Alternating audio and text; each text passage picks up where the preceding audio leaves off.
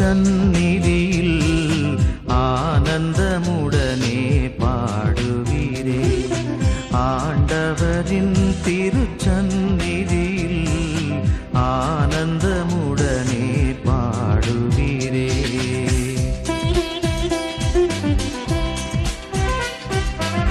அன்பு உள்ளங்களே, இறுதி வரை துன்பங்களை தாங்கும் ஆற்றலோடு விழிப்பு நிலையில் இறைவனுக்காக காத்திருக்க பொதுக்காலம் 33ஆம் ஞாயிறை நம்மை அழைக்கின்றது.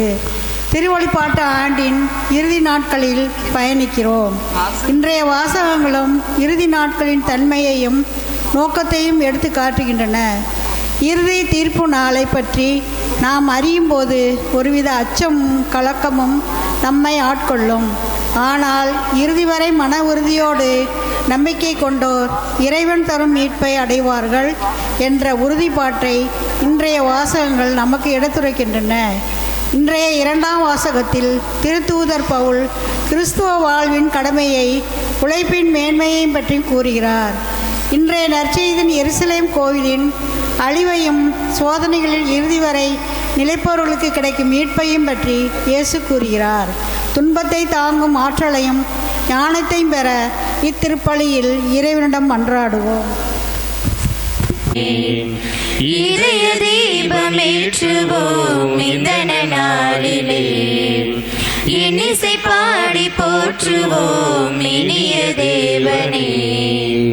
கற்றவையோ பெற்றவையோ கர்த்தரின்றி ஏதுமில்லை, சத்தியமும் சந்ததியும் சாட்சியமும் தேவையில்லை.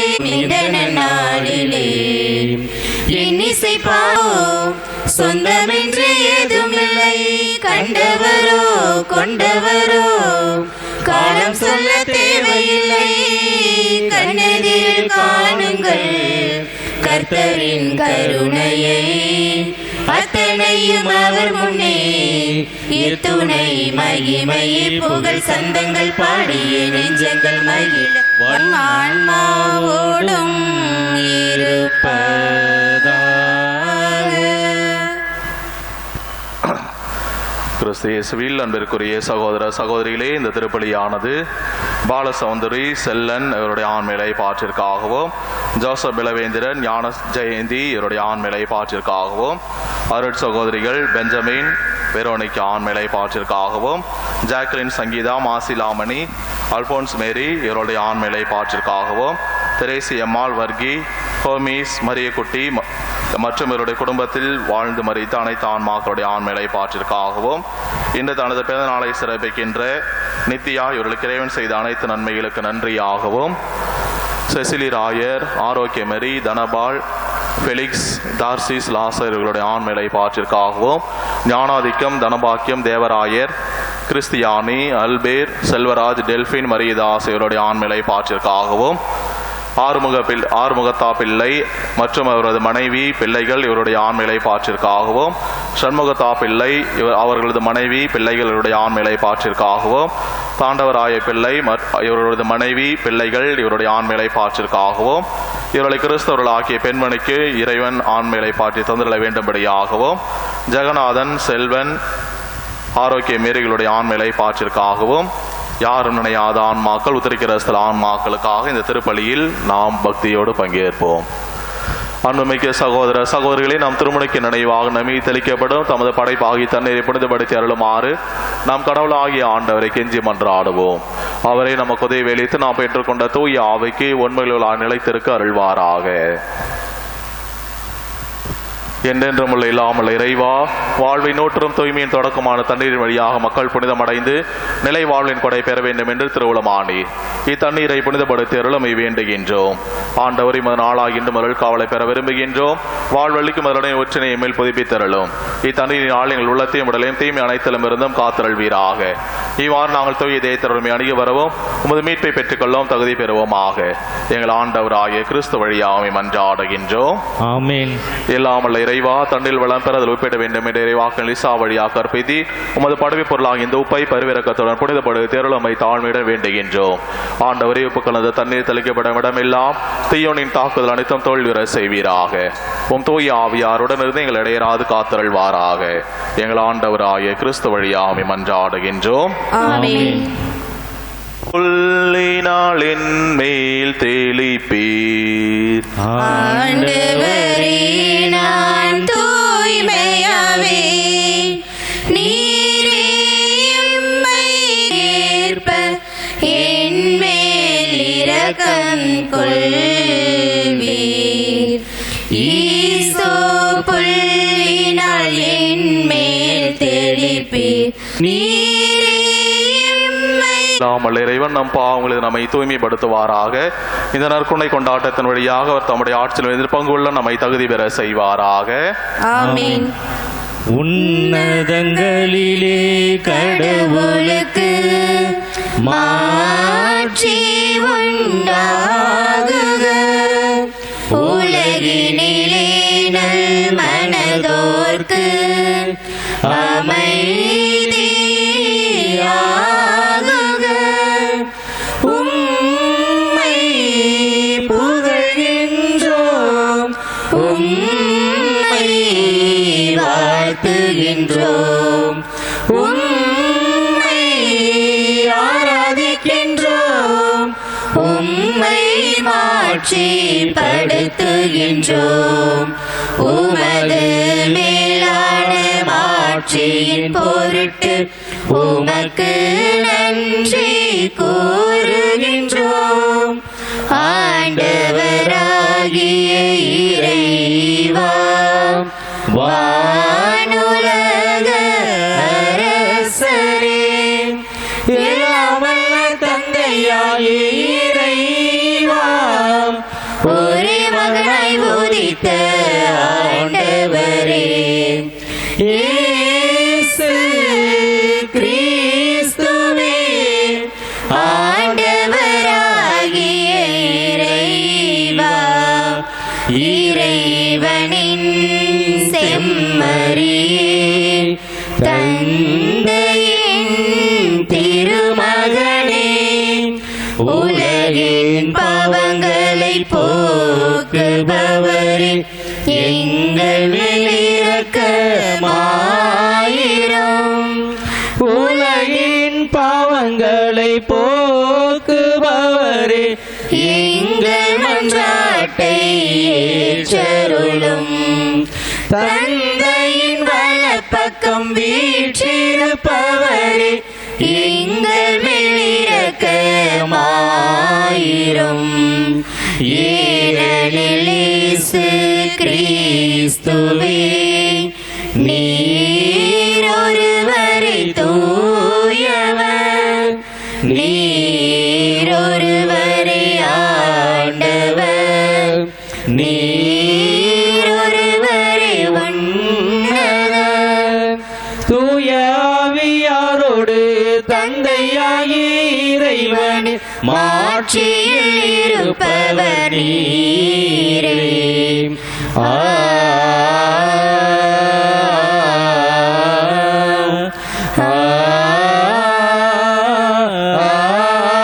ஆமென். மன்றாடுவோமாக. இறைவா, உம்மை இது நாள் கொண்டுள்ள பற்றன்பில் எப்பொழுது மகிழ்ந்திருக்க செய்ய உம்மை வேண்டுகின்றோம்.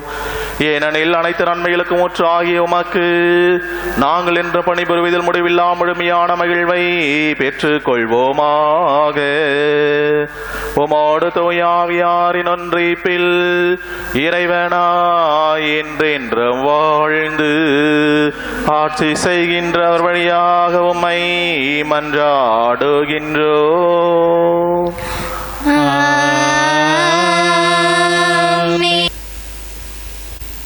முதல் வாசகம். உங்கள் மேல் நீதியின் கதிரவன் எழுவான்.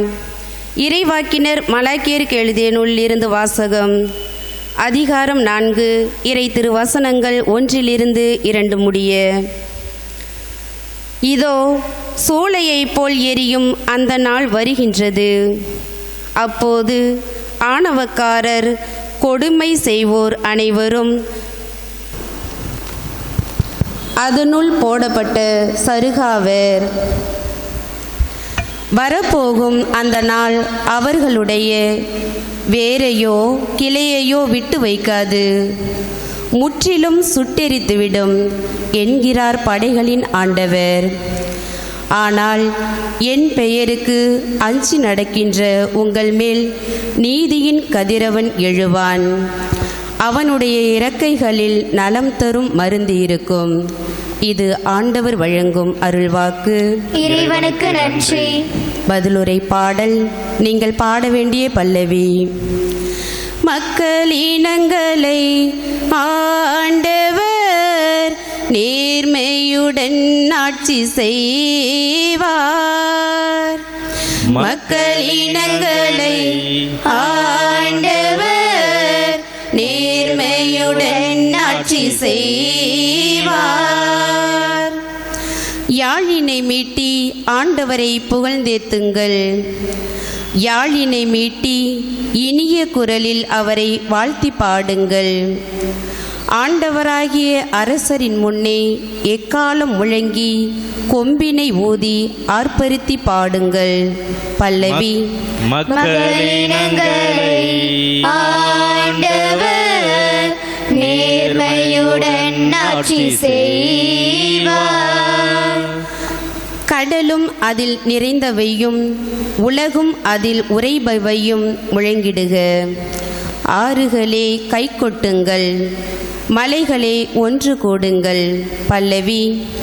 மக்களினங்களை ஆண்டவர் நேர்மையுடன் ஆட்சி செய்வார். ஆண்டவர் முன்னிலையில் மகிழ்ந்து பாடுங்கள், ஏனெனில் அவர் உலகுக்கு நீதி வழங்க வருகின்றார். பூ உலகை நீதியுடன் ஆண்டிடுவார். மக்களினங்களை நேர்மையுடன் ஆட்சி செய்வார். பல்லவி. மக்களினங்களை ஆண்டவர் நேர்மையுடன் ஆட்சி செய்வார். வாசக முன்னுரை. இயேசுவின் இரண்டாம் வருகைக்காக நம்பிக்கையோடு காத்திருக்க நம்மை அழைக்கிறது இன்றைய இரண்டாம் வாசகம். கிறிஸ்தவ வாழ்க்கையின் கடமையையும் பொறுப்பையும் உணர்ந்து உழைத்து வாழ அழைக்கும் இந்த வாசகத்திற்கு செவிமடுப்போம். இரண்டாம் வாசகம். உழைக்க மனமில்லாத எவரும் உண்ணலாகாது. திருத்தூதர் பவுல் தெசலோனிக்கருக்கு எழுதிய 2ஆம் திருமுகத்திலிருந்து வாசகம். சகோதர சகோதரிகளே, எங்களைப் போல் ஒழுகுவது எப்படி என்பது உங்களுக்கே. ஏனெனில் உங்களிடையே இருந்தபோது நாங்கள் சோம்பி திரியவில்லை, எவரிடமும் இலவசமாக நாங்கள் உணவருந்தவில்லை. மாறாக உங்களுள் எவருக்கும் சுமையாயிராதபடி ராப்பகலாய் பாடுபட்டு உழைத்தோம். எங்களுக்கு வேண்டியதை பெற உரிமையில்லை என்பதால் அல்ல, மாறாக நீங்களும் எங்களைப் போல் நடப்பதற்காக உங்களுக்கு முன்மாதிரி காட்டவே இவ்வாறு செய்தோம். உழைக்க மனமில்லாத எவரும் உண்ணலாகாது என்று நாங்கள் உங்களிடையே இருந்தபோதே உங்களுக்கு கட்டளை கொடுத்திருக்கின்றோம். உங்களுள் சிலர் எந்த வேலையும் செய்யாமல் சோம்பேறிகளாய் உங்களுள் சிலர் சுற்றி திரிந்து பிறர் வேலையில் தலையிடுவதாக கேள்விப்படுகிறோம். இத்தகையோர் ஒழுங்காக தங்கள் வேலையை செய்து தாங்கள் உண்ணும் உணவுக்காக உழைக்க வேண்டும் என ஆண்டவர் இயேசு கிறிஸ்துவின் பெயரால் கட்டளையிட்டு அறிவுறுத்துகிறோம். ஆண்டவரின் அருள்வாக்கு. இறைவனுக்கு நன்றி. அல்லேலூயா அல்லேலூயா அல்லேலூயா அல்லேலூயா அல்லேலூயா அல்லேலூயா அல்லேலூயா அல்லேலூயா. நீங்கள் தலை நிமிர்ந்து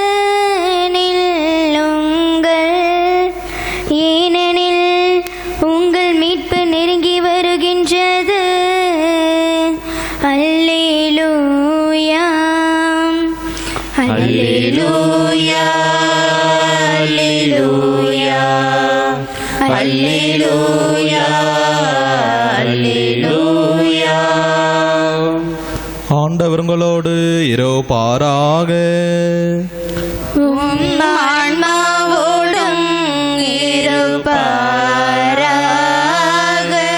புனித லூக்கா எழுதிய தூய நற்செய்தியிலிருந்து வாசகம். ஆண்டவரே மாட்சி உமக்கே.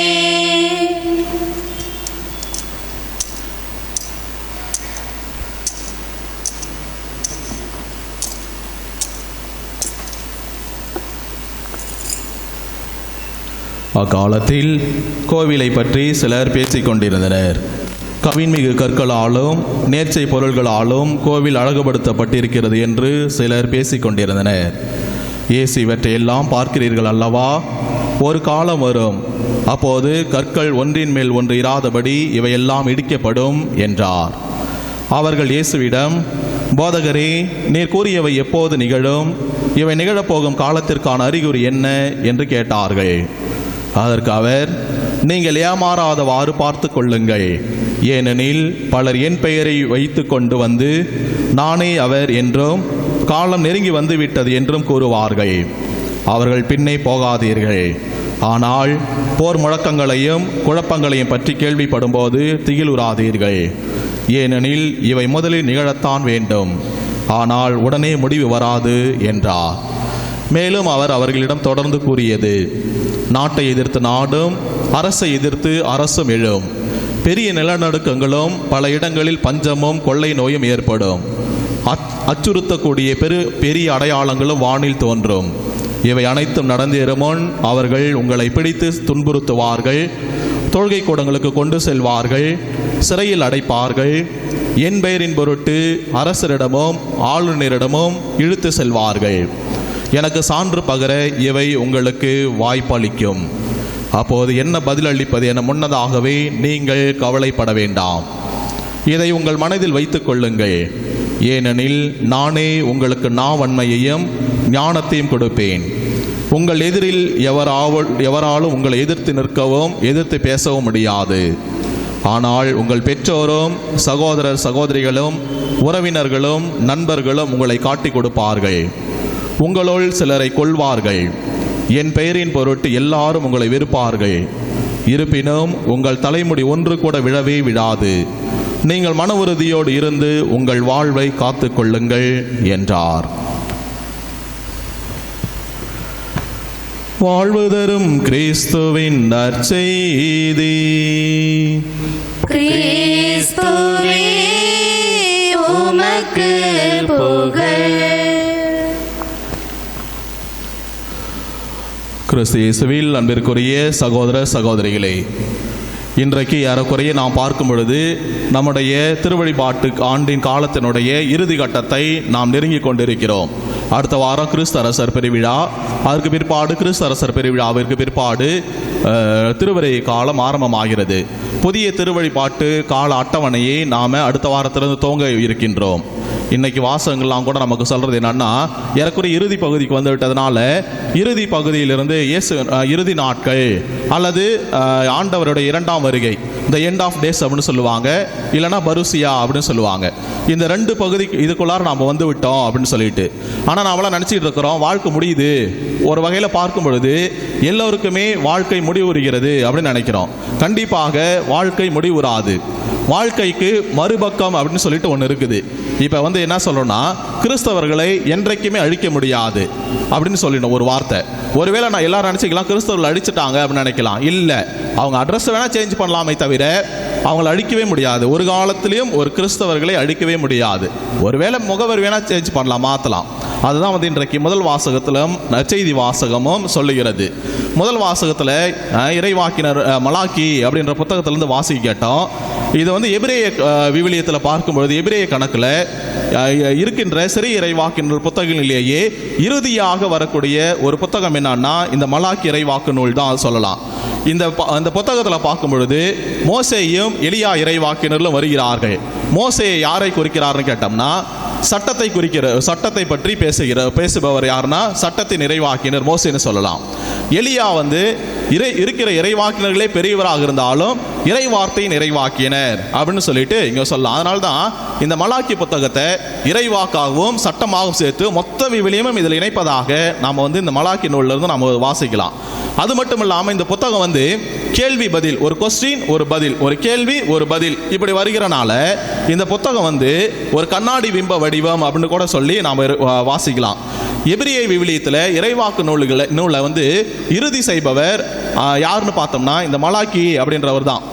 எப்படின்னா பழைய ஏற்பாட்டில் இவங்க வந்து இந்த இறைவாக்கினர் வந்து சொல்லக்கூடிய சொல் அப்படியே நிறைவேறுகிறது. அதான் வந்து இதில் முக்கியமான கட்டமாக இருக்கிறது. அதுலேயும் குறிப்பாக பார்க்கும் பொழுது பாபிலோனிய அடிமைத்தனத்துக்கு பிற்பாடு ஏற்கனவே சொல்லியிருக்கிறேன், ஒரு மிகப்பெரிய ஒரு பேரரசு இரண்டாக பிரிவுறுகிறது. மேலே கீழே இருக்கிறது இஸ்ராயல், வட இஸ்ராயல் ஆகவும், கீழே இருக்கிறது தென்னாடு யூதா. வடக்கு வந்து வட இஸ்ராயல், கீழே யூதா தென்னாடு. இப்போ இவங்க என்ன செய்கிறாங்கன்னா, ஆண்டவரோட உடன்படிக்கையை செய்து கொண்ட இந்த யூதா நாட்டினர் தென்னாட்டினர் ஒற்றுமையோடு சமாதானத்தோடு கடவுளோடு நல்லுறவு கொண்டு வாழ்கிறார்கள். காலப்போக்கில் இது மாறி மாறி மாறி வரனால கடவுளை விட்டு விலகுகிறார்கள். அப்போ கடவுள் என்ன செய்கிறாருன்னா, பக்கத்தில் இருக்கிற பாபிலோன் நாட்டிற்கு இவர்களை அடிமைகளாக அல்லலுற செய்ய அவர்களை அடிமையாக இழுத்து செல்ல முற்படுகிறார். இது நடந்தது கிமு 587 வருடம். அடிமைகளாக பாபிலோன் நாட்டிற்கு தென்னாட்டுக்காரர்கள் அடிமைகளாக எடுத்து செல்லப்படுகிறார்கள். சில காலம் ஏறக்குறைய 50 ஆண்டுகள் அங்கே அடிமைகளாக இருந்த இஸ்ராயல் மக்கள் தங்களுடைய சொந்த நாட்டிற்கு கடவுளிடம் மன்னிப்பு கேட்டு மன்றாடி வேண்டி தங்களுடைய கஷ்டங்கள் இன்னல்கள் இடையூறுகள் எல்லாத்தையும் போட்டுவிட்ட பிற்பாடு திரும்ப தங்களுடைய சொந்த நாட்டிற்கு வருவதற்கு முற்படுகிறார்கள். அப்போ வரும்பொழுது தங்களுடைய சொந்த நாட்டிற்கு வருகிறார்கள். எப்போ வருகின்ற பார்க்குறாங்கன்னா ஏறக்குறைய 50 ஆண்டுகளுக்கு பிற்பாடு கிமு 587 போனவங்க கிமு 537 தான் திரும்பி வராங்க. ஏறக்குறைய 50 ஆண்டுகள் அங்கே அரை நூற்றாண்டு அங்கே வந்து அடிமையாக இருந்துட்டு சொந்த நாட்டுக்கு வந்து பார்க்குறாங்க. வந்த முதல்ல செய்த வேலையை அவங்க என்னன்னா, ஆலயத்தையும் இதே தங்களுடைய சொந்த இல்லங்களை கட்டி எழுப்ப முனைகிறார்கள். தீக்கரையான ஆலயம், கரடுமுரடான காடுகள், அவங்களுடைய விளை நிலங்கள், ஒன்றுமே இல்லாத அவர்களுடைய வீடுகள், இது எல்லாத்தையும் பார்க்கும் பொழுது மிகவும் கஷ்டத்துக்கு துன்பத்துக்குள்ளாகிறார்கள். அப்பொழுதுதான் இவங்க வந்து ஒரு முயற்சி எடுக்கிறார்கள், ஆலயத்தை எப்படியாவது கட்டி எழுப்ப விட வேண்டும் அப்படின்னு சொல்லிட்டு இவங்க வந்து கட்டி எழுப்புகிறார்கள். அப்படி கட்டி எழுப்பப்பட்ட பிற்பாடு கடவுளுக்கு நன்றியை செலுத்துகிறார்கள். இதுதான் வந்து இந்த மலாக்கின் இறைவாக்கினர். இதை வந்து அப்படியே இவங்க வந்து அடிமையாக வாழ்ந்தவங்க புத்துயிர் பெற்று புது வாழ்வுக்கு இன்னொரு வாழ்வுக்கு வாழ விளைகிறார்கள். இதுதான் மலாக்கி புத்தகம் இன்னைக்கு சொல்லுகிறது. அது மட்டும் இல்லாமல் புதிய ஆலயத்தை கட்டிவிட்ட பிற்பாடு அவங்க என்னென்ன அக்கிரமம் செய்தாங்களோ அத்தனையும் இந்த இறைவாக்கினர் வந்து சுட்டி காட்டுறாரு. அதனால தான் மலாக்கி அப்படின்னா என்ன அர்த்தம்னா செய்தியாளர் அப்படின்னு அர்த்தம். இல்லை அப்படின்னா கடவுளின் செய்தியாளர்னு அர்த்தம். எந்த அளவுக்கு ஆலயத்தை வந்து தீட்டுப்படுத்தினார்களோ அந்த அளவுக்கு ஆலயத்தை தீட்டுப்படுத்தி கொண்டே இருந்தார்கள். அதான் வந்து இந்த இவர் சொல்றாரு. ஏன் இவர் வந்து இப்படி ஓப்பனா சொல்றாரு அப்படின்னா, இவர் ஒரு குருவா இருக்கிறார், ஒரு குருவா இருக்கலாம். அதனால தான் ஆலயத்தில் நடக்கிற அக்கிரமங்கள், ஆலயத்தில் நடந்த ஏற்றுக்கொள்ள முடியாத சகிக்க முடியாத சடங்குகள், இது எல்லாத்தையும் வந்து இறைவாக்கினர் வந்து இவர் குருவாக இருந்து சாடுகிறார் அப்படின்னு சொல்லலாம். அதனால தான் இவர் வந்து சொல்றாரு, மொத்தம் 3 இந்த வாசக பகுதி முதல்ல பிரிக்கலாம். ஆண்டவரின் நாள், டே ஆஃப் த லார்ட் அப்படின்னு சொல்லலாம். ஆண்டவரின் நாள் அப்படின்னா என்னைக்கு? ஆண்டவரின் நாள்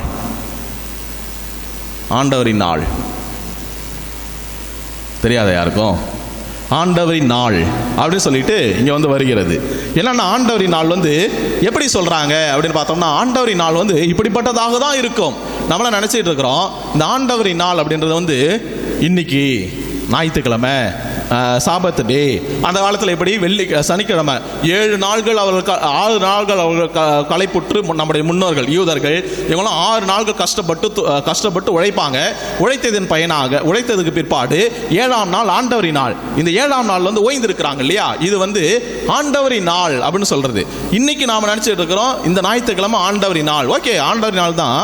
ஆனால் இங்கே சொல்ற வர்றது என்னன்னா, கடவுளுடைய வருகை ஆண்டவரின் நாள் அப்படின்றது வந்து என்னன்னா எப்படி இருக்கும் அப்படின்னா, அது வந்து தீச்சுளையை போல் எரியும் நாள், திருடனை போல் வருகின்ற நாள், கருவுற்று இருப்போருக்கு வேதனை வருவது போல திடீரென வரக்கூடிய நாள், நினையாத நேரத்தில் வரும் நாள், ஆண்டவரின் நாள், தீயோர் கழிவின் நாள், இருளின் நாள். யாரெல்லாம் தீமை செய்கிறார்களோ அவங்களுக்கு கடவுளுக்கு யாரெல்லாம் அஞ்சு நடக்கிறாங்களோ பயப்படுறாங்களோ ஒளியின் நாள், அவர்களுக்கு மீட்பின் நாள்.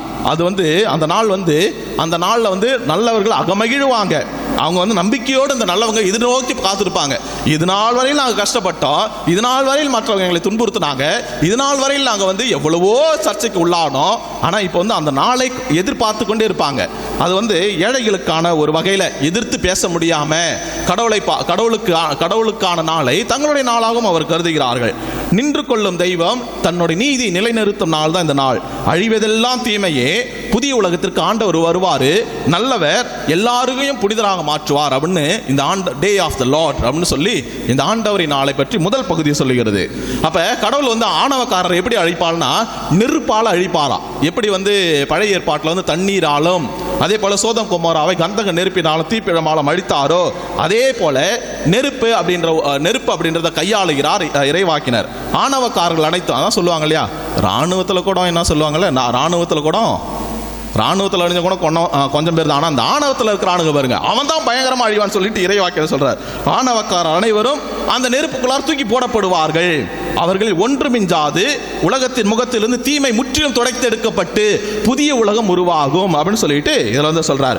மூன்றாவது பகுதியாக என்னன்னா, அந்த நாளில் நீதியின் கதிரவன் எழுவான், அவனுடைய இறக்கைகளில் அதாவது கதிர்களில் நலம் தரும் நற்செய்திகள் எல்லாமே பூத்து கொள்ளும் அப்படின்னு சொல்லிட்டு இந்த பகுதியில் வந்து நம்ம வாசி கேட்கிறோம். அதனால தான் நான் சொல்றது என்னன்னா, வாழ்க்கை வந்து நம்ம இத்தோடு முடிஞ்சிருச்சு அப்படின்னு நினைக்கக்கூடாது. வாழ்க்கை அப்படின்றது வந்து இது ஒன்னே ஒன்று தான். ஒரு பக்கம் அழிவு என்றால் இன்னொரு பக்கம் வாழ்வு, ஒரு பக்கம் இருள் என்றால் இன்னொரு பக்கம் ஒளி. நாம் என்ன நினைக்கிறோம்னா, ஒரே பக்கத்தை வச்சுக்கிட்டு நம்ம அப்படியே பிடிச்சிட்டு நிற்க கூடாது. இதுதான் நினைச்சிட்டு இருக்க கூடாது. ஆனால் அதை விட வேகமாக இன்னொரு பக்கம் மறுநிலை அப்படின்னு சொல்லிட்டு ஒன்று இருக்கிறது. அதனால தான் இன்றைக்கு கூட நற்செய்தி வாசகம் கூட நாம் வந்து தூய லூக்கா எழுதிய நற்செய்தி வந்து வாசிக்க கேட்டோம். இந்த லூக்கா எழுதிய நற்செய்தியில் நமக்கு தெரியும், நாம் சிறப்பித்த இந்த ஆண்டு முழுவதும் ஏறக்குறைய இது வந்து சைக்கிள் அப்படின்னு சொல்லுவாங்க. இந்த ஆண்டு முழுவதும் பார்க்கும்போது தூய லூக்கா இவருடைய நற்செய்தியிலிருந்து நாம் வந்து வாசிக்கட்டோம். இந்த இரக்கத்தின் நற்செய்தியை இந்த ஆண்டு முழுவதும் பிறரிடம் நாம் எப்படி இரக்கமாக நடந்து கொள்ள வேண்டும் அப்படின்னு சொல்லிட்டு இந்த நற்செய்தியில் வந்து அற்புதமான பகுதிகள் வழியாக இறைவன் நம்மை இரக்க சிந்தனையில் ஈடுபட அழைத்த வாசகம் தான் இந்த ஆண்டு முழுவதும் நாம் வாசிக்கட்டது. நற்செய்தியின் அற்புத பகுதிகள் அப்படின்னு வந்து நாம் சொல்லலாம். நற்செய்தினாவே நமக்குலாம் தெரியும், ஒரு அற்புதமான பகுதிகள், நல்ல செய்திகள் தாங்கக்கூடிய ஒரு பகுதிகள், எல்லாமே மனதிற்கு இதமாக இருக்கக்கூடிய பகுதிகள் தான் நற்செய்தி பகுதிகள் சொல்லலாம். அதனால தான் நற்செய்தி அப்படின்னா என்ன அர்த்தம்னா, நல்லதை சொல்லும் செய்தி. நற்செய்தி ஈக்குவல் நல்லதை சொல்லும் செய்தி அப்படின்னு சொல்றோம். அந்த நல்ல செய்தி சில வேளை அச்சத்தையும் சில வேளை நமக்கு நெருடலையும் சில வேளை அதிர்ச்சியும் உண்டாக்கும். அதான் வந்து நற்செய்தி. நல்லவை நடக்க வேண்டும் அப்படின்னு ஆதங்கத்தோடு நாம் எதிர்பார்க்கிறோம். நல்லா பாருங்கள், நற்செய்தினா என்னது? நற்செய்தினா நல்லதே தான் தானே. இன்னைக்கு வாசிக்கட்டும். இன்னைக்கு நற்செய்தியில் வந்து ஏறக்குறைய 15 இறைவார்த்தை வந்து வாசிக்கட்டும். 13 இறைவார்த்தை அதிர்ச்சி தான். இப்படி இருக்கக்கூடாது, இப்படி இருக்கணும், அப்படி கொள்வார்கள், இழுத்து செல்வார்கள், உங்களை பண்ணுவாங்க, அது செய்வாங்க, உலகம் இப்படி முடியும், எல்லாத்தையும் சொல்றது நற்செய்தியா? எல்லாத்தையும் சொல்லிட்ட பிற்பாடு பாருங்களேன், எல்லாத்தையும் சொல்றாரு கடவுள், இது நற்செய்தியா அப்படின்னு கேட்டோம்னா கண்டிப்பாக நமக்கு இனிப்பான செய்திகளை தருவது மட்டும்தான் நம்ம நற்செய்தி அப்படின்னு நினைக்கிறோம். கிடையவே கிடையாது. ஆக்சுவலா ஒருவேளை நம்மளுக்கு யாருக்காவது நோய் இருக்குதுன்னு வைங்களேன், டாக்டர் கூட்டிட்டு போறார். டாக்டர்கிட்ட போனா டாக்டர் வந்து ஊசி போடுறாரு. உடனே ஊசி போட்டோன்னே நல்லா இருக்குது ஊசி, உடனே மாத்திரை கொடுக்குறாரு. கசப்பான மாத்திரை கொடுத்த உடனே நம்ம மாத்திரை குடிச்ச பிற்பாடு நல்லா, இதெல்லாம் நாம நல்லது என்று நினைக்கிறோம். ஊசி நம்முடைய நன்மைக்காக, ஆனா வலிக்குதா இல்லையா? அதே போல கசப்பான மாத்திரை அது வலிக்குதா இல்லையா? அப்போ ஒரு நற்செய்தினாவே பிற்காலத்தில் நாம் எதிர்கொள்ள போகும் அல்லது பிற்காலத்தில் நடக்கக்கூடியவை, அது எதுவாக இருந்தாலும் சரி, நல்லதாக இருந்தாலும் சரி, தீயதாக இருந்தாலும் சரி, ஒரு எச்சரிக்கை மணி அடிக்குது பாருங்க, இதுதான் நற்செய்தி. ஐயோ உங்களுக்கு கேடு அப்படின்னு கடவுள் சொல்றாருன்னு வச்சுக்கோங்க, அது நற்செய்தி தான். ஐயோ உங்களுக்கு கேடு, வாழ்வதிலும் கிறிஸ்துவின் நற்செய்தி. அடிக்கடி நான் சொல்றது அதான். அப்படின்னா அது நாம் ஏற்றுக்கொள்கிறோம். இதுதான் வந்து நற்செய்தி. ஒரு வகையில் இதுதான் நற்செய்தி. அநேகமாக நம்ம வந்து இதை நாம் எப்படி பார்க்குறோன்னா, ஒரு வகையில் நாம் வந்து ஒரு புறத்தை மட்டுமே நாம் பார்த்து வாழ்ந்து கொண்டிருக்கிறோம். ஒரு மறுபுறத்தை நம்ம பார்க்கவே கிடையாது. உதாரணமாக பாருங்களேன், ஒரு மரப்பாச்சி பொம்மையுடைய மறுபக்கத்தை நம்ம என்னைக்காவது பார்த்துருக்கிறோமா? கண்டிப்பாக கிடையவே கிடையாது. ஒரு சருகையில் என்னுடைய பின்புறத்தை நம்ம பார்த்தது கிடையவே கிடையாது. ஒரு மலையினுடைய பின்புறத்தை, ஒரு கடலினுடைய பின்புறத்தை, அதுக்கு பிற்பாடு என்ன நடக்கிறது, இது எல்லாவற்றையும் நாம் பார்த்திருக்கிறோமா என்றால் நிச்சயமாக நாம் பார்ப்பதை கிடையவே கிடையாது. இன்னைக்கு நற்செய்தியில் பார்க்கும் பொழுது கேட்குறோம், இயேசு எப்போ வருவார், கடவுள் எப்பொழுது வருவார், அதை பற்றி தான் வந்து பருசியா இயேசுவினுடைய 2ஆம் வருகை அப்படின்னு சொல்லிட்டு, அல்லது உலகத்தினுடைய இறுதி நாள், உலகம் அழியுமா அழியாதா, அல்லது கடவுளுடைய இயேசுவினுடைய 2ஆம் வருகை எப்படி இருக்கும், எப்போ இயேசு வருவார் அப்படின்னு கேட்குறோம். ஒரு கொஸ்டின் கேட்குறோம். இயேசு வந்து கண்டிப்பாக இரண்டாம் வருகை உண்டு அப்படின்னு சொல்லிட்டு நம்ம ஒரு கொஸ்டின் எழுப்புறோம். வந்து நற்செய்தி வாசிக்கிறோம். நமக்குலாம் தெரியும் 8 மணி பஸ் எப்போ வரும் கேட்குறோமா இல்லைங்களா? மதியான சாப்பாடு எப்போ, பூசை எப்போ முடியும், எப்போ பிரசங்கம் முடியும், இன்றைக்கி மழை எப்போ முடியும், எல்லாம் நம்ம கேட்குறோம். எல்லாம் நம்ம வந்து எப்போ எக்ஸாம் வரும், எப்போ ஃபாதர் ஆக போகிறோம், இவ்வளோ படிச்சுட்டு எப்போ ஃபாதர் ஆகி முடிப்பேன், எப்போ உனக்கு ரிசல்ட் கிடைக்கும், எப்போ வரும், இது எல்லாம் ஓகே தான். இது எல்லாம் இதெல்லாம் நம்ம கேட்டுக்கொண்டே தான் இருக்கிறோம். ஆனால் இதில் பார்க்கும்பொழுது, உண்மையாகவே பார்க்கும் பொழுது, நம்முடைய ஆண்டவர் இயேசு கிறிஸ்து நம்மளுடைய தொடக்க கால திருச்சபையில் நம்ம இப்படி ஒரு கேட்கலாம். தொடக்க கால கிறிஸ்தவர்கள் வந்து மாரானாத்தா அப்படின்னு ஒரு கொஸ்டின் எழுப்புறாங்க, எப்பொழுது ஆண்டவர் வருவார் அப்படின்னு சொல்லிட்டு. அதே போல திருவிவிலியத்தினுடைய இறுதி மன்றாட்டு என்னன்னா, ஆண்டவராக இயேசுவே வாரும். திருச்சபையினுடைய திருச்சபையினுடைய மிகப்பெரிய ஒரு எதிர்பார்ப்பு என்னன்னா, நாங்கள் நம்பியிருக்கும் பேரின்ப வாழ்வையும் என் மீட்பராக இயேசு கிறிஸ்துவின் வருகையும் எதிர்பார்க்கின்றோம் அப்படின்னு சொல்லிட்டு எதிர்பார்க்கிறோம். கடவுளுடைய எதிர்பார்ப்பு. நம்முடைய விசுவாச பிரமாணத்தின் கோட்பாடு என்ன தெரியுமா? வாழ்வோருக்கும் இறந்தோருக்கும் அவர் தீர்ப்பு வழங்க மீண்டும் வரவிருக்கிறார் அப்படின்னு சொல்லிட்டு அதையும் நாம் எதிர்பார்க்கிறோம். இன்னைக்கு வந்து எப்பொழுது இயேசு வருவார் அப்படின்னு கேட்டா யாருக்குமே தெரியவே தெரியாது. எப்பொழுது இயேசு வருவார் அது மானிட மகனுக்கோ அல்லது அப்போஸ்தலர்களுக்கோ யாருக்குமே தெரியவே தெரியாது. தந்தை கடவுளை தவிர வேற யாரும் அறியார். அது வந்து இயேசு வந்து இன்னைக்கு கொஸ்டின் மார்க் வைக்கிறார், இன்னைக்கு சொல்றாரு நமக்கு. அதான் வந்து இன்னைக்கு நற்செய்தி வாசகம், அழகான ஒரு நற்செய்தி வாசகம். இயேசுவும் சீடர்களும் ஒலிவ தோப்புக்குள்ள நின்றுட்டு இருக்கிறாங்க. ஒலிவ மரம் எல்லாம் சூழ்ந்துகிட்டு நிக்குது. அப்போஸ்தலர்கள் இயேசு நின்றுட்டு இருக்கிறாங்க. அங்க பாக்குறாங்க, தூரமா பாக்குறாங்க. அப்போஸ்தலர்கள் ஒருத்தவங்க பேசிக்கிறாங்க. அங்க பாருங்க சொல்றாரு, ஒரு அப்போஸ்தலர் பேசுற இன்னொருத்தர்கிட்ட பேசிட்டு இருக்காங்க. அங்க பாருங்க எவ்வளவு ஜைஜாண்டிக்கா எருசலேம் ஆலயம் சூப்பரா இருக்குது, பளிங்கு கற்களால் கட்டப்பட்டிருக்கிறது, அழகுகளால் பெயிண்ட் அடிச்சிருக்கிறாங்க, இவ்வளவு உயரம், இவ்வளவு அழகா இருக்குது, இப்படி அப்படின்னு சொல்லிக்கிட்டே போறாங்க. ஏசுனா நம்ம சொல்றாரு, இப்படியே பேசுறீங்களே, ஒரு நாள் கல்லின் மேல் கல் இல்லாதபடி இதை வந்து இந்த கட்டடம் இந்த ஆலயம் இடிக்கப்படும். நான் நினைச்சு பார்க்கறது என்ன தெரியுங்களா?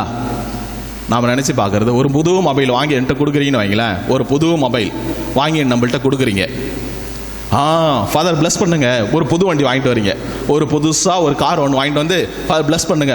ஆமாம், இது ஒரு நாளைக்கு இந்த கார் வந்து இல்லாமல் போயிடும், இந்த கார் வந்து பழசாயிடும் அப்படின்னு சொல்லி மந்திரிக்கிறேன். ஒரு புது மொபைல் வாங்கி கொடுக்குறீங்க. மொபைல் தான் நம்மளுக்கு எல்லாம் ஈஸி. இந்த மொபைல் ஒரு நாளைக்கு கீழே விழுந்துடும், தண்ணியில் விழுந்துடும் அப்படின்னு சொல்லிட்டு மந்திரிக்கிறேன். அதே சமயத்தில் இன்னொன்று, ஒரு புதுசாக ட்ரெஸ் எடுத்து காட்டுறீங்க. நீங்கள் ரோட்டில் போகும்போது ஃபாதர் இந்த ட்ரெஸ்ஸை மந்திரிச்சு காட்டுங்க ஃபாதர். ரோட்டில் போகும்போது போச்சு, இந்த ட்ரெஸ்ஸை வந்து சேரால அழிச்சிருவாங்க, சேரால அழிஞ்சிரும் அப்படின்னு சொன்னனால உங்களுக்கு எப்படி இருக்கும்? ஒருவேளை ஒரு குழந்தை பிறந்திருக்குன்னு வைங்களேன், சும்மா சொல்கிறேன், ஒரு குழந்தை பிறந்திருக்குது. பர்த்டே ஃபங்க்ஷனுக்கு வந்து ஒரு குடும்பத்தில் இருக்கிறவங்க எல்லாரும் போகிறோம். எல்லாரும் போயிட்ட பிற்பாடு அந்த குழந்தைய பார்க்குறோம். குழந்தைய வந்து குழந்தை பிறக்கிறத பார்த்துட்டு எல்லாரும் பார்க்குறாங்க. அந்த குழந்தையினுடைய சிரிப்பு, அந்த குழந்தையினுடைய கலரு, அந்த குழந்தையினுடைய அது எப்படி வந்து பார்க்குது, அந்த குழந்தையினுடைய கண்ணம், அந்த குழந்தையினுடைய கண்ணு, எல்லாத்தையும் நம்ம பார்க்குறோம். அதில் ஒருத்தர் சொல்கிறாரு, ஒரு நாள் இந்த குழந்தை செத்துரும். என்ன இப்பயே சோன்றோம்ல, அப்போ நடக்காதா? இதெல்லாம் அப்போ நடக்காதா? அப்போ இயேசு சொல்கிறத மட்டும் என்ன தப்பு இருக்குது? அப்படியே அழகாக இருக்குது, கோயில் சூப்பராக இருக்குது, அருமையாக இருக்குது எப்படின்னு சீடர்கள் பேசிக்கிறாங்க. இந்த கோயில் ஒரு நாளைக்கு இடிஞ்சு விழுவ போகுது. இயேசு சொல்கிறதுல என்ன தவறு இருக்குது? அதே போல் இந்த ஆலயம், இந்த எருசலேம் தேவாலயம் கிபி 70வது வருடம் தரைமட்டமாக்கப்பட்டது. இயேசு சொல்றதுல என்ன தப்பு இருந்துச்சு? அதே போல இயேசு இறந்துட்டு பிற்பாடு உடனே ஒரு 40 வருஷம் கூட ஆகல, டக்குன்னு தரைமட்டமாக்கப்பட்டது அந்த எருசலேம் தேவாலயம். எப்படின்னா இயேசுவுக்கு தெரியும், இயேசுவுக்கு நன்றாகவே தெரியும். இந்த எருசலேம் தேவாலயத்தை பத்தி தெரியாதா? போன வாரம் தான் வாசிக்க கேட்டோம். 12 வயசுலேருந்து எருசலேம் தேவாலயத்திலிருந்து ஆண்டவர் இயேசு கிறிஸ்து, அதுக்கப்புறம் சென்ற இயேசு கிறிஸ்து, அதுக்கப்புறம் தன்னுடைய ஆதங்கத்தையும் மக்களுடைய அங்காரத்தையும் ஒன்னா சுத்தி சாட்டை பின்னி ஓங்கி அடித்த இயேசுவுக்கு பத்தி எச்சரிக்கை தூய்மைப்படுத்தினாரு. திரும்பி அதே போல பழைய மாதிரி திரும்பி அந்த கோவில் மாறினா இயேசு சொல்லுவாரா சொல்ல மாட்டாரா? இந்த கோவில் கற்கள் மேல் கல் இல்லாதபடி இந்த கோவில் இடிக்கப்படும் சொன்னார். இன்னைக்கு எருசலேம் தேவாலயம் இருக்குதா? எருசலேம் தேவாலயம் இன்னைக்கு இருக்குதா? கண்டிப்பாக இல்லை, கண்டிப்பாக கிடையவே கிடையாது. அதுதான் வந்து இயேசு சொல்லும் பொழுது இயேசு சொல்றாரு, இதெல்லாம் இயேசு சொல்லும் பொழுது அவங்க ஏத்துக்கல. பாருங்களேன், நான் ஒன்று சொல்கிறேன்னு வைங்களேன், ஒன்று நம்ம சொல்கிறோம் இது இப்படித்தான் நடக்கும் அப்படின்னா அதை நம்ம தள்ளி வச்சுறது அல்லது மறைச்சிடுறது. அதையும் ஏற்றுக்கொள்ள வேண்டும். அதையும் நல்லதையே நம்ம வந்து ஓகே நீங்கள் அடுத்த வருஷம் இவ்வளோ கஷ்டப்பட போறீங்கன்னா அதை கண்டுக்கிறதே கிடையாது. அல்லது அடுத்த வருஷம் நம்ம வந்து ஃபெயில் ஆக போகிறோம், அல்லது அடுத்த வருஷம் உங்களுக்கு எக்ஸாம் கஷ்டமாக இருக்க போது எதையாவது அதை நம்ம கண்டுகொள்வதே கிடையாது.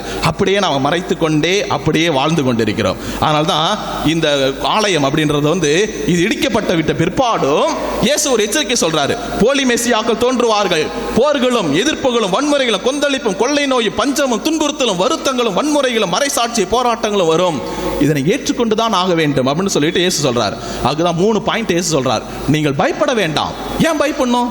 பயப்படாதீங்க. இயேசு வந்து அப்போஸ்தலர்களை பார்த்து சொல்றாரு. என்ன ஒலிவ மர தோட்டத்தில் இயேசு எல்லாரும் உட்கார்ந்துருக்கிறாங்க. இயேசு வந்து அப்போஸ்தலர் சொல்றாரு, இதெல்லாம் நடக்கும், ஆனால் நீங்கள் பயப்பட வேண்டாம், அஞ்சக்கூடாது, பயப்படாதீங்க அப்படின்னு சொல்றாரு. எதுக்காக பயப்படாதீங்க? இதுதான் இயேசு சொல்கிற முதல் ஆறுதல் செய்தி.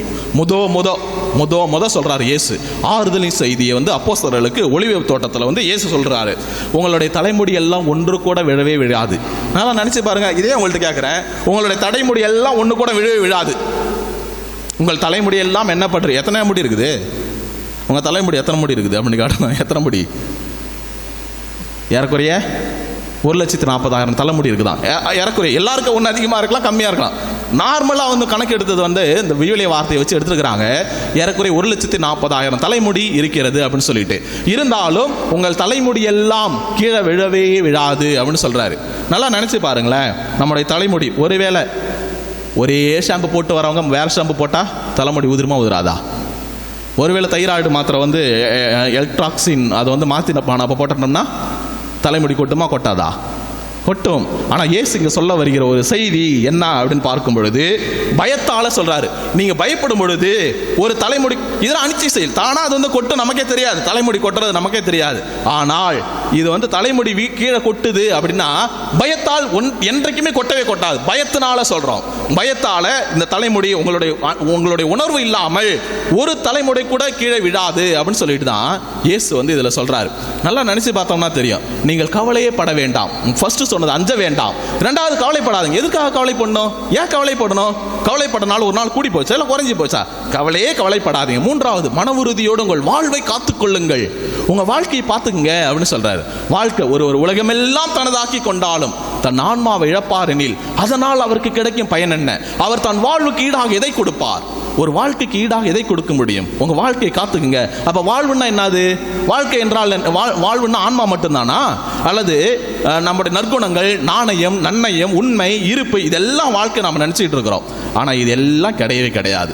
நம்முடைய வாழ்க்கை இதெல்லாம் பண்புகள். ஆக்சுவலா இதெல்லாம் நம்முடைய பண்புகள். இது எல்லாத்தையும் எப்பொழுது நாம் வைத்துக் கொண்டிருக்க வேண்டும். அதான் வந்து சொல்றார். இன்னைக்கு நீ உழைக்கிறீங்களா? உழைங்க. இன்னைக்கு நீங்க சாப்பிடுறீங்களா? சாப்பிடுங்க. இன்னைக்கு தூங்குறீங்களா? தூங்குங்க. அதை சரியா செய்யுங்கள். அதான் வந்து கடவுள் விரும்புறார். அதை நல்ல முறையில் செய்யுங்க. இல்லாதது பொல்லாது எல்லாம் இன்னைக்கு டிவி பாருங்க, குழந்தை கவனிச்சிங்க, பிள்ளைங்களை அடக்கி வச்சுங்க கரெக்டா. இதை சரியாக செய்யுங்கள். அதை தான் வந்து இயேசு சொல்றாரு. அதே சமயத்தில் சொல்றாரு, துன்பமே இல்லாத சொகுசான வாழ்க்கையை மட்டும் எதிர்பார்க்கவே பார்க்காதீர்கள். யாராவது என்னை பின்பற்றினால், யாராவது என்னை வந்து சொன்னாங்கன்னா, இயேசு வந்து இந்த சீடர்களுக்கு வந்து சொகுசான வாழ்க்கை, நல்லதொரு வாழ்க்கை, பஞ்சுமெத்தையில் படுக்கிறது, இதில் மட்டுமே இயேசு அவங்களுக்கு கொடுத்தது கிடையவே கிடையாது. என்கிட்ட நீங்க வரீங்கன்னு வைங்களேன், இதெல்லாம் நடக்கும்.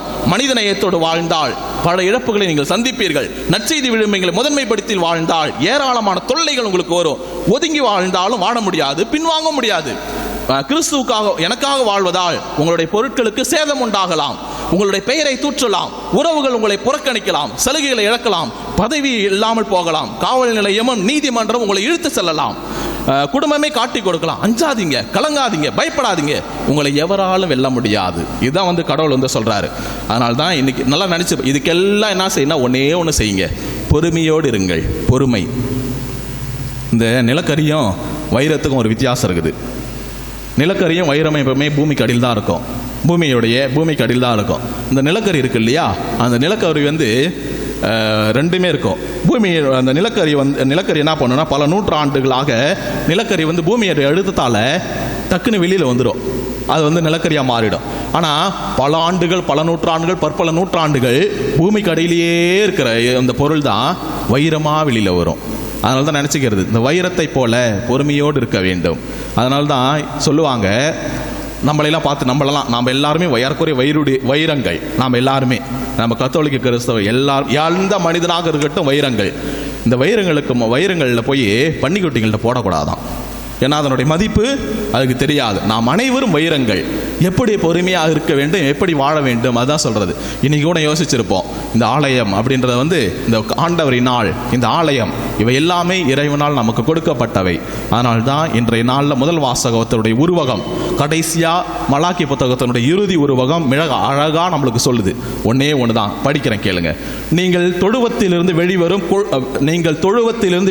கொழுத்து கன்றுகளைப் போல துள்ளி ஓடுவீர்கள். மலாக்கி புத்தகம் சொல்லுது, நீங்கள் தொழுவத்திலிருந்து வெளிவரும் கொழுத்த கன்றுகளைப் போல துள்ளி ஓடுவீர்கள்.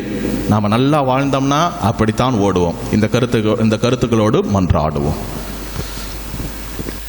என்னையும் படைத்தவராம் கடவுள் ஒருவர் இருக்கின்றார், தந்தை மகன் தூய ஆவியராய் ஒன்றாய் வாழ்வோரை நம்புகிறேன். தூய ஆவியின் வல்லமையால் இறைமகன் நமக்காய் மனிதரானார். கன்னி மரியிடம் பிறந்தவராம் இயேசுவை உறுதியாய் நம்புகிறேன். பிலாத்துவின் ஆட்சியில் பாடுபட்டார், சிலுவையில் இறந்து அடக்கப்பட்டார், மூன்றாம் நாளில் உயிர் தெழுந்தார், இறப்பின் மீதே வெற்றி கொண்டார். விண்ணகம் வாழும் தந்தையிடம் அரியணை கொண்டு இருக்கின்றார். உலகம் முடியும் காலத்திலே நடுவரை திரும்பவும் வந்திடுவார். தூய ஆவியாரை நம்புகிறேன், பாரினில் அவர் துணை வேண்டுகிறேன். பாவ மன்னிப்பில் தூய்மை பெற்று பரிகார வாழ்வில் நிலைத்திடுவேன். திரு அவை உரைப்பதை நம்புகிறேன், புனிதர்கள் உறவை நம்புகிறேன். உடலின் உயிர்ப்பை நிலை வாழ்வை உறுதியுடனே நம்புகிறேன்.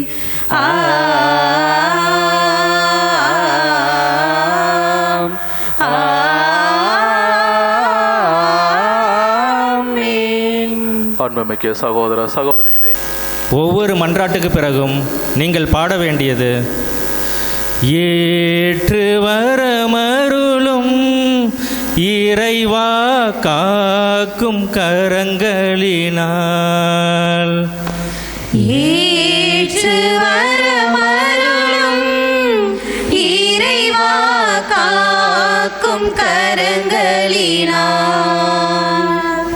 திரு அவையை வழிநடத்துகின்ற திருத்தந்தை, ஆயர்கள், அருள் பணியாளர்கள், துறவரத்தார் அனைவருக்கும் இறைஞானத்தோடு இறைமக்களை வழிநடத்தும் வரமருள வேண்டுமென்று இறைவா உம்மை மன்றாடுகின்றோம்.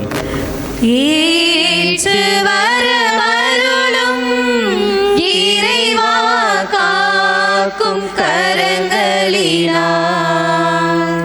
நாட்டை ஆளும் தலைவர்களுக்கு இறை நீதியுடனும் நேர்மையுடனும் கடவுளுக்கு அஞ்சி வாழ தேவையான அருளை தர வேண்டும் என்று இறைவா உம்மை மன்றாடுகின்றோம்.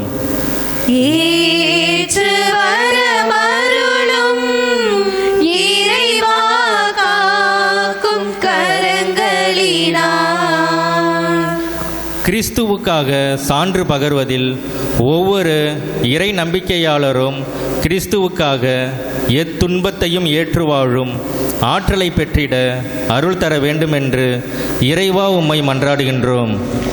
ஏற்று வரமருளும் இறைவா காக்கும் கரங்களினால். கிறிஸ்துவர்களாகிய நாங்கள் இறுதி நாள் குறித்த அச்சத்தை களைந்து எதிர்நோக்கோடு வாழ எங்களுக்கு தேவையான அருளை தர வேண்டுமென்று இறைவா உம்மை மன்றாடுகின்றோம். ஏற்று வரமருளும் இறைவா காக்கும் கரங்களினால். நம்முடைய தனிப்பட்ட கருத்துகளுக்காக சிறிது நேரம் மௌனமாக மன்றாடுவோம். எங்கள் புகழிடம்பு மழுவமான இறைவா, எங்களுடைய வாழ்வு பல்வேறு தேவைகளாலும் கழுவிகளுக்குள்ளாக இருக்கிறது என நீர் அறிவீர். நாங்கள் இவ்வுலக வாழ்வை முடித்து உம்மிடம் திரும்பி வரும்பொழுது உமக்கே சான்று பகர நல்ல சீடர்களாகவும் அப்போஸ்தலர்களாகவும் வாழக்கூடிய வகை செய்தல வேண்டும்படியாகவும் எங்களுடைய தேவைகள் உம்மை பற்றியதாக இருக்க செய்ய வேண்டும் என்று எங்கள் ஆண்டவராய கிறிஸ்து வழியாக மன்றாடுகின்றோம். ஆமென். காணிக்கையாக எம்மை தருகின்றோம், உம் கரத்தில் வாழ நாளும் விழைகின்றோம். பலியை அல்ல இரக்கம் விரும்பும் பரமனே எம்மை அளிக்கின்றோம். காணிக்கையாக எம்மை தருகின்றோம், உம் கரத்தில் வாழ நாளும் விழைகின்றோம். எம்மை மீட்க உம்மை தந்தீர் கல்வாரி என்றோம். காணிக்கையாக எம்மை தருகின்றோம், உம் கரத்தில் வாழ நாளும் விழைகின்றோம். காணிக்கையாக எம்மை தருகின்றோம். பாவத்தை போக்கி சாபத்தை ஏற்றீர் மனித உருவிலே. பாவத்தை போக்கி சாபத்தை ஏற்றீர் மனித உருவிலே. நீலத்தில் விளைந்த பொருட்களை நிறைவாய் நினைவாய் தருகின்றோம். படைப்பின் இறைவன் நீர்தானே மகிழ்ந்து கொடுக்கின்றோம். காணிக்கையாக எம்மை தருகின்றோம், உம் கரத்தில் வாழ நாளும் விழைகின்றோம். காணிக்கையாக எம்மை தரத்தில் வாழ நாளும் விழைகின்றோம். காணிக்கையாக எம்மை தருகின்றோம். உங்களுடையதுமான இப்படி இல்லாமல்ல தந்தையாக இறைவனுக்கு ஏற்றதாகும்படி மன்றாடுங்கள். ஆண்டவர் தமது பெயரின் புகழ்ச்சிக்காகவும் ஆட்சிக்காகவும் நமது நன்மைக்காகவும் புனித திரு அவையின் அனைத்து நலனுக்காகவும் உமது கையிலிருந்து பலியை ஏற்றுக்கொள்வாராக. இறைவா, எங்களுக்கு அருள் புரியவுமை வேண்டுகின்றோம். அதனால் மாண்புக்குரிய திருமணம் நாங்கள் ஒப்புக் கொடுக்குமே காணிக்கை இறை பற்றி நரளையும் நிலையான பேரின்பத்தையும் எங்களுக்கு பெற்று தருவதாக. எங்கள் ஆண்டவராகிய கிறிஸ்து வழியாக உம்மை மன்றாடுகின்றோம். ஆண்டவர் உங்களோடு இருப்பாராக. உம் ஆன்மாவோடும் இருப்பாராக. இதயங்களை மேலே எழுப்புங்கள். ஆண்டவரிடம் எழுப்பியுள்ளோம். நம் இறைவனாகிய ஆண்டவருக்கு நன்றி கூறுவோம். அது தகுதியும் நீதியுமானதே. ஆண்டவரே, தூயவரான தந்தையே, என்றும் இல்லாமல் இறைவா, என்னாலும் இவ்விடத்திலும் நாங்கள் உமக்கு நன்றி செலுத்துவது மெய்யாகவே தகுதி மீதியுமாகும். எங்கள் கடமை மீட்புக்குரிய செயலுமாகும். நாங்கள் வாழ்வதும் இயங்குவதும் இருப்பது உண்மையிலேதான். இந்த உடலோடு வாழ்க்கையில் உமது பரிவிறக்கத்தின் பயன்களை மட்டுமே நாங்கள் நாள்தோறும் அனுபவிப்பதோடன்றி இப்பொழுதே நிலை வாழ்வின் பணியை கொண்டுள்ளோம். ஏனெனிலும் ஆவியாரின் முதற்கனிகளை பெற்றுள்ள நாங்கள் பாஸ்கா மறை நிகழ்வின் பயன் எங்களுக்கு என்றும் ஒன்று என நம்புகின்றோம். அந்த ஆவியார் வழியாக நீர் கிறிஸ்துவை சாவினின்று உயிர்த்தெழ செய்தீர்.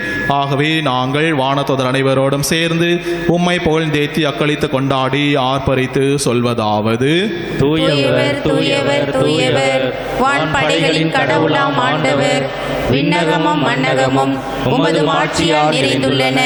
உன்னதங்களிலே ஓசானா. ஆண்டவர் பெயரால் வருகிறவர் ஆசீர் பெற்றவர். உன்னதங்களிலே ஓசானா. வானக தந்தையே, நிமையாகவே தூயவர், தூய்மை அனைத்துக்கும் ஊற்று. ஆகவே உம்முடைய ஆவியை பொழுதிய காணிக்கைகளை தூய்மைப்படுத்த உம்மை வேண்டுகின்றோம். இவ்வாறு எங்கள் ஆண்டவர் இயேசு கிறிஸ்துவின் உடலும் இரத்தமுமாக எங்களுக்கு இவை மாறுவனவாக. அவர் பாடுபட உளம் கனிந்து தம்மை கையளித்த போது அப்பத்தை எடுத்து நன்றி செலுத்தி அதை பிட்டு தம் சீடர்களுக்கு அளித்து கூறியதாவது: அனைவரும் இதிலிருந்து பெற்று உண்ணுங்கள், ஏனெனில் இது உங்களுக்காக கையளிக்கப்படும் என் உடல்.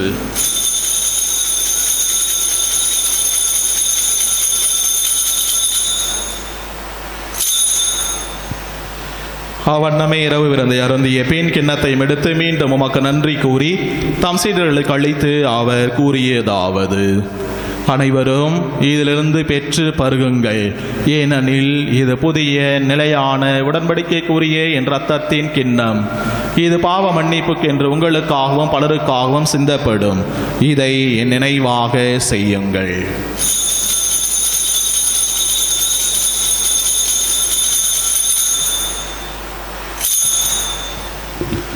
நம்பிக்கையின் மறை பொருள்: எனக்காக பிறந்தீர், எனக்காக மரித்தீர், எனக்காக உயிர்த்தீர், மீண்டும் வருவீரே. எனக்காக பிறந்தீர், எனக்காக மரித்தீர், எனக்காக உயிர்த்தீர், மீண்டும் வருவீரே. ஆகவே ஆண்டவரே, நான் கிறிஸ்து நிரப்பினை உயிர்ப்பை நினைவு கூர்ந்து வாழ்வதும் அப்பத்தை மீட்பளிக்கும் கிண்ணத்தையும் உமக்கு ஒப்புக் கொடுக்கின்றோம். உன் திருமணம் என்று உமக்கு ஒழுங்கிய பிறகு தாழ்ந்தவர்களை ஏற்றுக்கொண்டே எனவே உமக்கு நன்றி செலுத்துகின்றோம். மேலும் கிறிஸ்துவின் உடலிலும் மொத்தத்திலும் பங்குள்ளும் எங்களை தூய ஆவியார் ஒன்று சேர்க்க வேண்டும் என உம்மை தாழ்மையுடன் மன்றாடுகின்றோம். ஆண்டவரே, உலகெங்க பரவியிருக்கும் திருஆவி நினைவு கொண்டிருளும். எங்கள் திரு தந்தை சிங்கர் ஆயிரங்கள் ஆயர் பிரான்சைஸ் எல்லா திருளையினர் ஆகிய அனைவரோடும் திருஆவி அன்பு நிறைவு பெற செய்திருளும். நீரை உலகிருந்து உம்மிடம் அழைத்துக் கொண்ட பால சௌந்தரி, செல்வன், ஜோசப், பிலவேந்திரன், ஞானஸ், ஜெயந்தி, அருட் சகோதரிகள் Benjamin, Veronica, Jacqueline, Sangeetha, Masilamani, Alphonse Mary, Theresi Ammal, Varki, Hormis, Mariakutty, Cecily Rayar, Arokia Mary, Dhanapal, Felix, தார்சிஸ், லாசர், ஞானாதிக்கம், தனபாக்கியம், தேவராயர், கிறிஸ்தி அல்பேர், செல்வராஜ், டெல்பின், மரியதாஸ், ஆறுமுகத்தா பிள்ளை அவருடைய மனைவி பிள்ளைகள், சண்முகத்தா பிள்ளை அவரது மனைவி பிள்ளைகள், தாண்டவராய பிள்ளை அவரது மனைவி பிள்ளைகள், இவர்களை கிறிஸ்தவராக்கிய பெண்மணி ஜெகநாதன், செல்வன், ஆரோக்கிய மேரி எனும் மடியார்கள் நினைவு கூர்ந்தலும் திருமகனோட இழப்பில் இணைக்கப்பட்டிருந்த இவர்கள் உயிர்ப்பிலும் அவரை போல் இருக்க செய்திருளும். மேலும் உயிர் திறம் எது நோக்குடன் தீவில் கொள்ளும் எங்கள் சகோதரர் சகோதரிகளையும்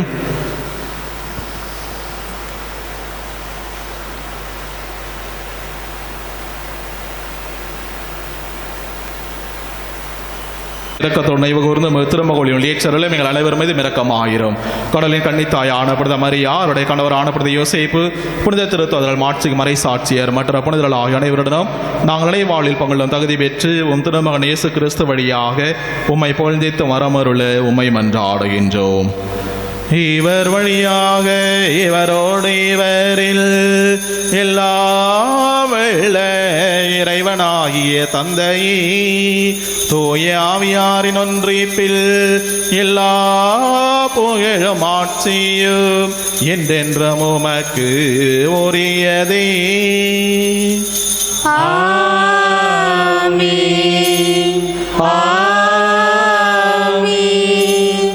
ஆமென். மீட்பரின் கட்டளையால் கற்பிக்கப்பட்டு இறைபடைப்பினையால் பயிற்சி பெற்ற நாம் அனைவரும் துணிந்து பாடுவோம்.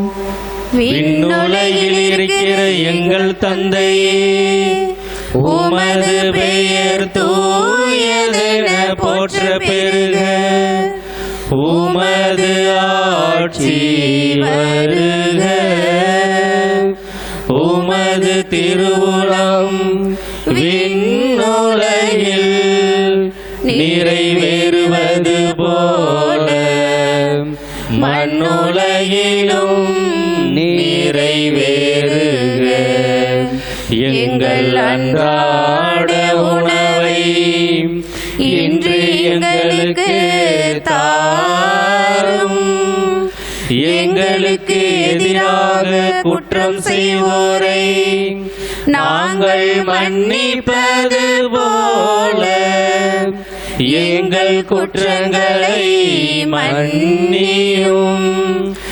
எங்களை சோதனைக்கு உட்படுத்தாதேயும், தீமையிலிருந்து எங்களை விடுவித்தருளும். ஆண்டவரே, தீமை அனைத்திலுமிருந்து எங்களை விடுவித்து எங்கள் வாழ்நாளில் அமைதியை கனிவுடன் அருள உம்மை மன்றாடுகின்றோம். உமது இரக்கத்தின் உதவியால் நாங்கள் பாவத்திலிருந்து எப்போதும் விடுதலை பெற்று யாதொரு கலக்கமுமின்றி நலமாயிருப்போமாக. நாங்கள் எதிர்நோக்கி இருக்கும் பேரின்பத்துக்காகவும் எம் மீட்பராகிய இயேசு கிறிஸ்துவின் வருகைக்காகவும் காத்திருக்கின்றோம். ஏனெனில் ஆட்சியும் வல்லமையும் மாட்சியும் என்றென்றும் உமதே. ஆண்டவர் இயேசு கிறிஸ்துவே, அமைதி உங்களுக்கு விட்டு செல்கின்றேன், என் அமைதியை உங்களுக்கு அளிக்கிறேன் என்றும் திருத்தோதலுக்கு மொழிந்தீரே. எங்கள் பாவங்களை பாராமல் மது திரு அவை நம்பிக்கையை கண்ணோக்கி உமது திருவுளத்துக்கு ஏற்ப அதற்கு அமைதியும் ஒற்றுமையும் அளித்தருள்வீராக. என்றென்றும் வாழ்ந்து ஆட்சி செய்கின்றவர் நீரே. ஆண்டவருடைய அமைதி உங்களோடு என்றும் இருப்பதாக, ஆன்மாவோடும் இருப்பதாக. ஒருவருக்கொருவர் உறவின் வாழ்த்தை பகிர்ந்து கொள்வோம். உலகின் பாவங்களை போக்கும் இறைவனின் செம்மறியே, எங்கள் மேல் இரக்கமாயிரும். உலகின் பாவங்களை போக்கும் இறைவனின் செம்மறியே, எங்கள் மேல் இரக்கமாயிரும். உலகின் பாவங்களை போக்கும் இறைவனின் செம்மறியே, எங்களுக்கு அமைதியை அளித்தருளும். இதோ இறைவனின் செம்மறி, இதோ உலகின் பாவங்களை போக்குபவர். இந்த செம்மறியின் திருவிருந்துக்கு அழைக்க பெற்ற நாம் அனைவரும் பேறு பெற்றோர். ஆண்டவரே, நீர் நிலத்தில் எழுந்தருள நான் தகுதியற்றவள், ஆனால் ஒரு வார்த்தை மட்டும் சொல்லியருளும், எனது ஆன்மா நலமடையும். ஆண்டவர் எவ்வளவு நல்லவர் என்று சுவைத்து பாருங்கள்.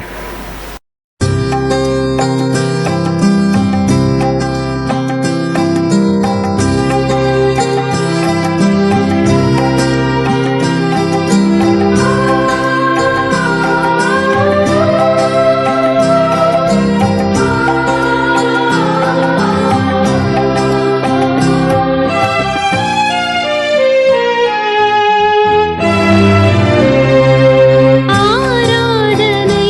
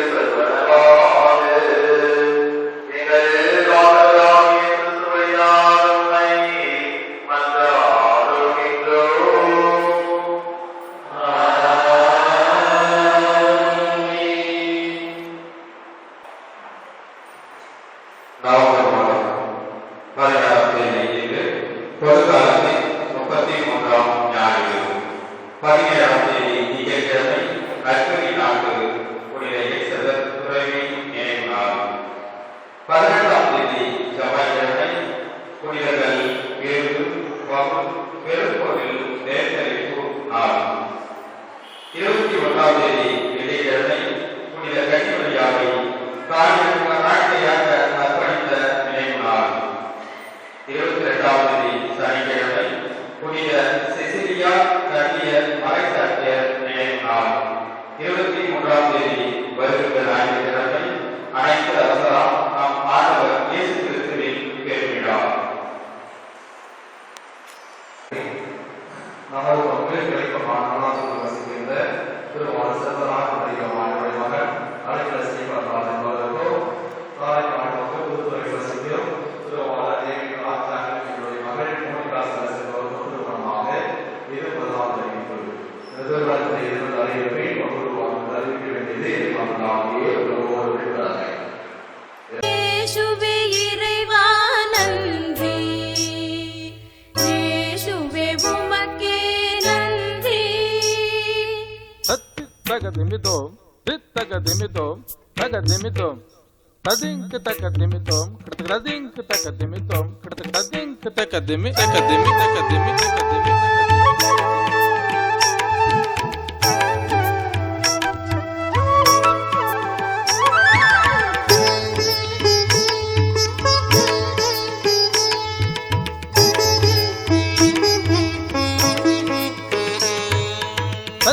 தகஜனு தகஜனு தகஜனு தத்தி தருகிடதோம் தருகிடதோம் தருகிடதோம். இயேசுவே இறைவா நன்றி, இயேசுவே உமக்கே நன்றி, இயேசுவே இறைவா நன்றி, இயேசுவே உமக்கே நன்றி.